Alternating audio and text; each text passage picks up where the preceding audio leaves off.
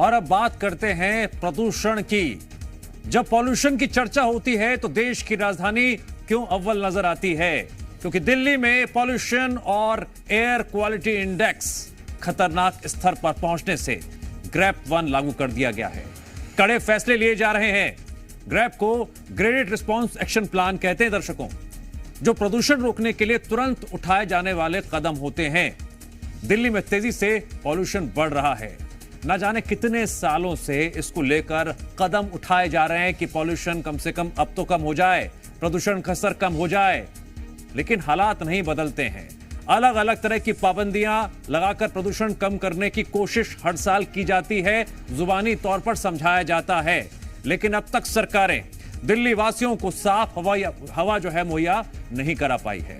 कितना खतरनाक है ये पॉल्यूशन और इसके सॉल्यूशन पर कैसे हो रही है पॉलिटिक्स, देखिए।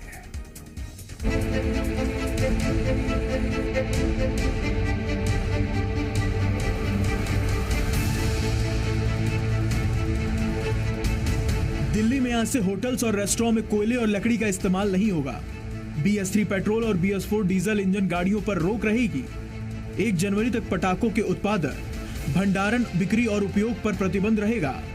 पॉल्यूशन फैलाने वाली बसों को दिल्ली में एंट्री नहीं मिलेगी। ये सारे नियम कायदे इसलिए क्योंकि दिल्ली में AQI 200 के पार पहुंच चुका है।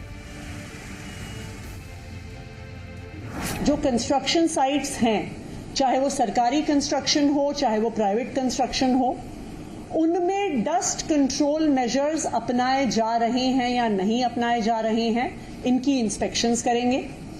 इन इंस्पेक्शंस की डेली रिपोर्टिंग हमारे ग्रीन वॉर रूम में आएगी और एनवायरमेंट मिनिस्टर के ऑफिस में और मेरे ऑफिस में दी जाएगी। ये 200 स्मॉग गन्स डिप्लॉय होंगी PWD की रोड्स पर और जो मेजर पोल्यूशन हॉटस्पॉट्स हैं वहां पर। दिल्ली में तेजी से पॉल्यूशन बढ़ रहा है।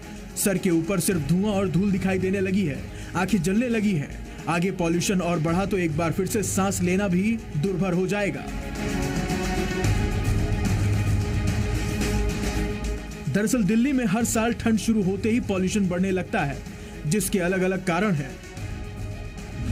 खराब सड़कों से उड़ती धूल, इंडस्ट्री और गाड़ियों से फैलता प्रदूषण, त्योहारों पर इस्तेमाल होने वाले पटाखे और हरियाणा पंजाब में जलाने वाली पराली।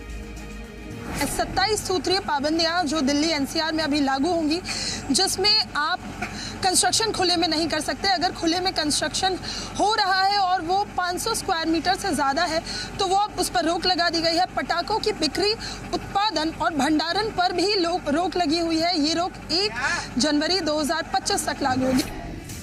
पंजाब, हरियाणा समेत देश के कई राज्यों के किसान अगली बुआई से पहले खेतों में खाली करने के लिए पराली जलाने लगते हैं, जिसकी तस्वीरें भी आने लगी हैं। पहली तस्वीर यूपी के संभल से है, जहां 3 हफ्तों में 22 से ज्यादा पराली जलाने की घटनाएं सामने आई हैं। किसानों से पराली जलाने पर 45,000 से ज्यादा जुर्माना वसूला गया है। यूपी के सिर्फ अलीगढ़, संभल और मथुरा से ही 200 से ज्यादा जगहों पर पराली जलाई गई है। दूसरी तस्वीर हरियाणा के फतेहाबाद से है, जहां 2 दर्जन से ज्यादा जगहों पर पराली जलाने की घटनाएं सामने आई है। किसानों पर 30,000 से ज्यादा हर्जाना भी वसूला गया है। कुछ दिनों में ही हरियाणा में 468 जगहों पर पराली जलाई गई है। तीसरी तस्वीर पंजाब से है, जहां पिछले 4 दिनों में पराली जलाने के 900 मामले सामने आए हैं। किसानों से लगातार पराली न जलाने की अपील भी की जा रही है। साथ ही सैटेलाइट से निगरानी भी की जा रही है, लेकिन कई सालों से इस समस्या का सरकारें समाधान नहीं ढूंढ पाई हैं, बल्कि पराली को लेकर सॉल्यूशन ढूंढने के बजाय एक दूसरे पर पॉल्यूशन फैलाने का आरोप लगा रही है। दिल्ली में हमारी सरकार है, लेकिन दिल्ली के चारों तरफ भाजपा की सरकार है। एक तरफ उत्तर प्रदेश में भाजपा की सरकार है, दूसरी तरफ हरियाणा में भाजपा की सरकार है, उधर राजस्थान में भाजपा की सरकार है और केंद्र में भाजपा की सरकार है। दिल्ली चारों तरफ से भारतीय जनता पार्टी के सरकारों पर निर्भर है। कि दिल्ली से जो हवा होके गुजरती है वो उत्तर प्रदेश जाती है, उत्तर प्रदेश से जो हवा आती है या उत्तर प्रदेश से जो पानी उल्टा नहीं आता है। राजधानी और उसके आसपास के इलाकों में प्रदूषण की समस्याएं नई नहीं है, लेकिन सरकारें इसका स्थायी समाधान ढूंढने के बजाय एक दूसरे पर दोषारोपण में लगी रहती हैं।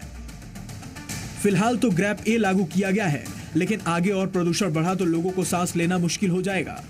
ब्यूरो रिपोर्ट, जी मीडिया।